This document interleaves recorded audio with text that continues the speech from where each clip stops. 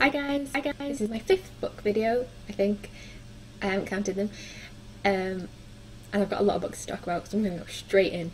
These are going to be all the books that I read in the past few months that are my own books. So I think my last video was a library book haul, so these are the ones that I read in between those that were actually my own. So the first one I haven't got with me, and it was Slacks and Calluses by Constance Bowman Reed and illustrated by Clara Marie Allen. So these two women were school teachers, American school teachers in the 1940s, and over their summer they decided they're going to go and help build B-24s in a factory.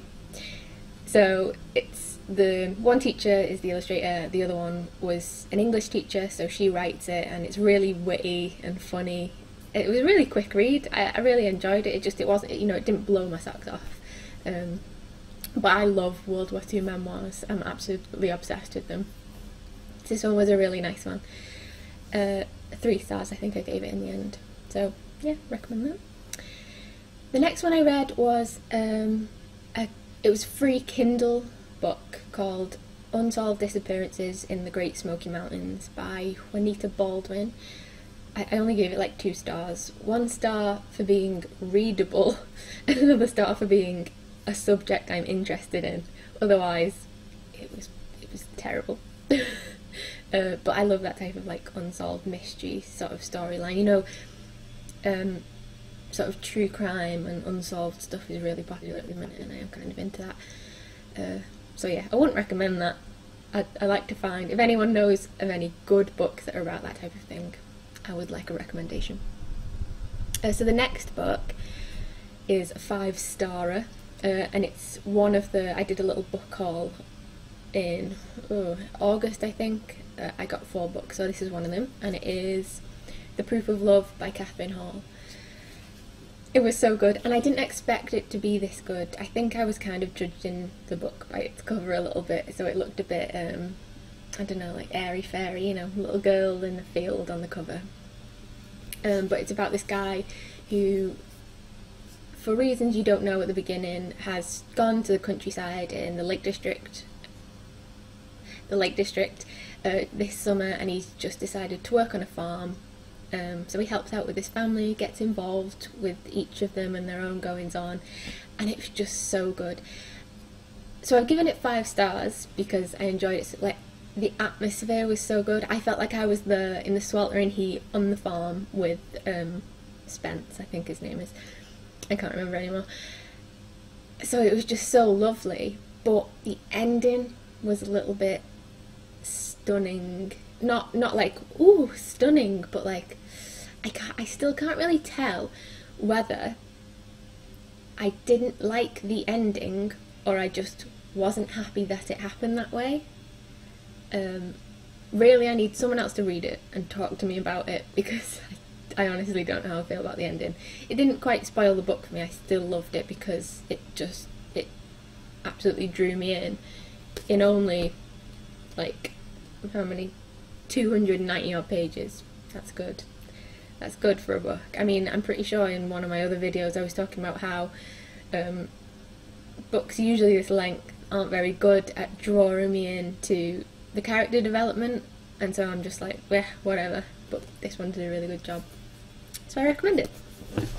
The next one is The Butcher's Hook by Janet Ellis. This is a really nice cover. So it's a hardback. I got it second hand, but it's a hardback, and it's got a fantastic dust cover and what's it called, in end papers. I was disappointed by this really badly. I gave it 3 stars in the end. It just fell really flat.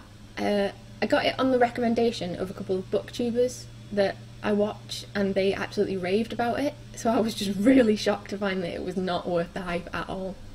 Like, I expected like Sarah Waters level of creepery, and it was just so bland. So it's about a girl who,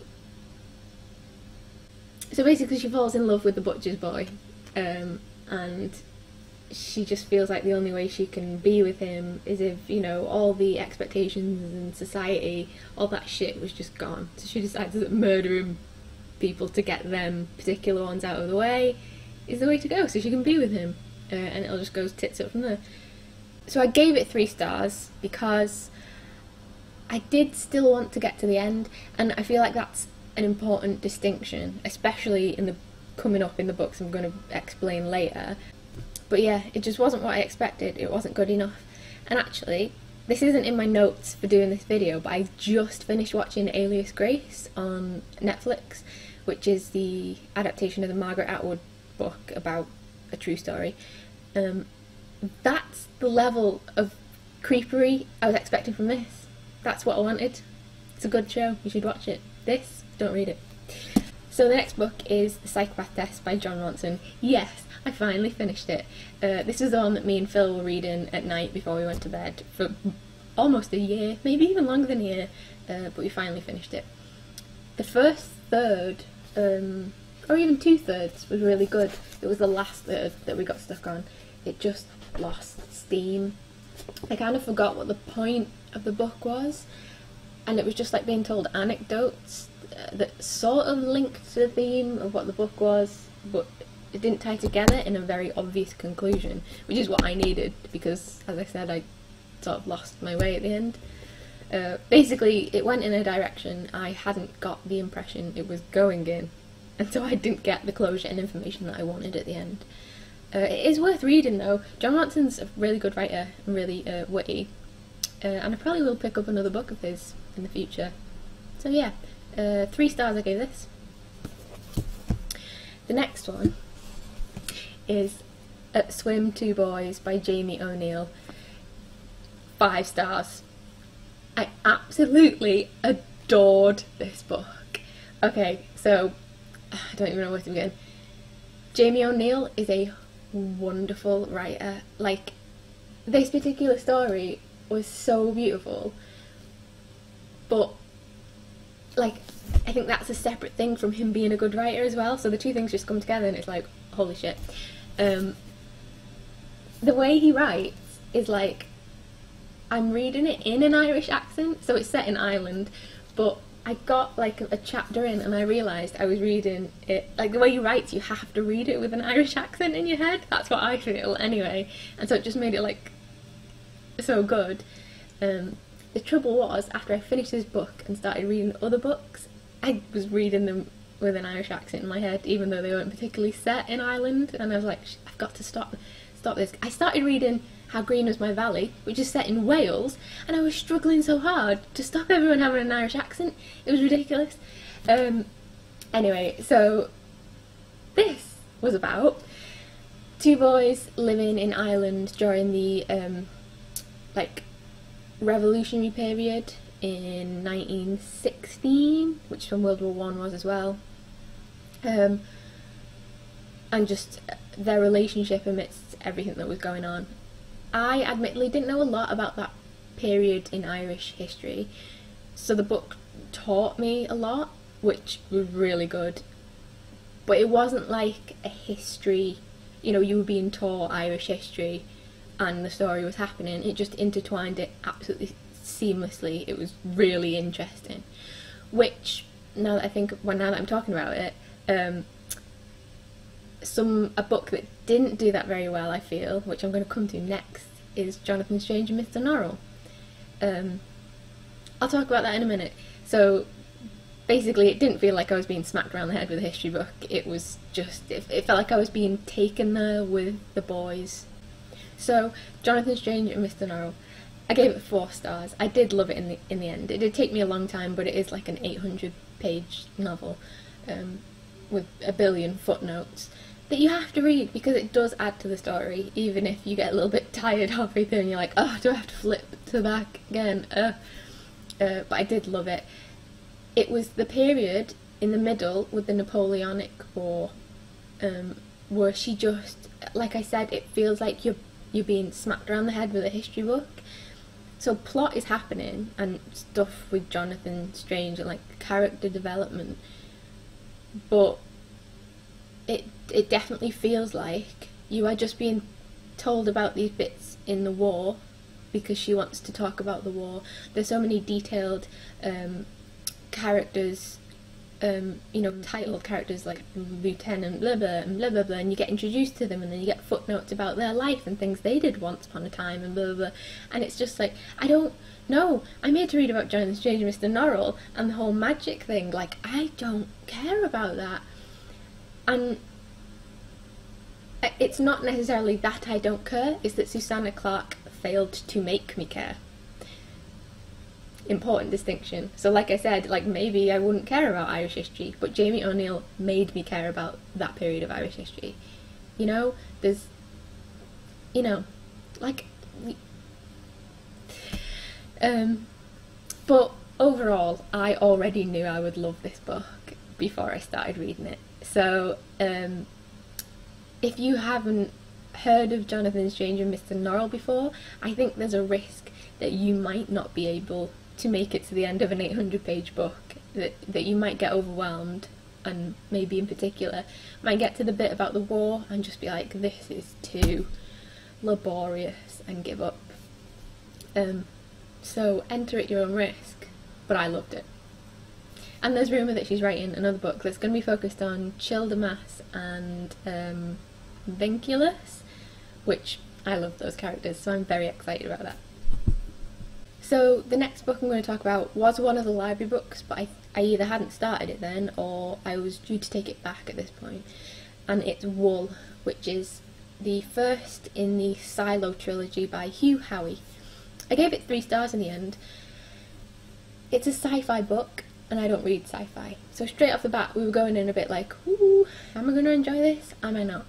I got recommended it by someone at work who is a huge fan of the series, and it had the problems I feared it would have. So I'm wary of sci-fi stuff because I feel like they're very action driven, and so they sacrifice character development to move plot along, and this was a 500-page book, so I was hoping that it wouldn't do that, that it had given itself enough room to do character development on top of plot, and it just kind of didn't do enough for me.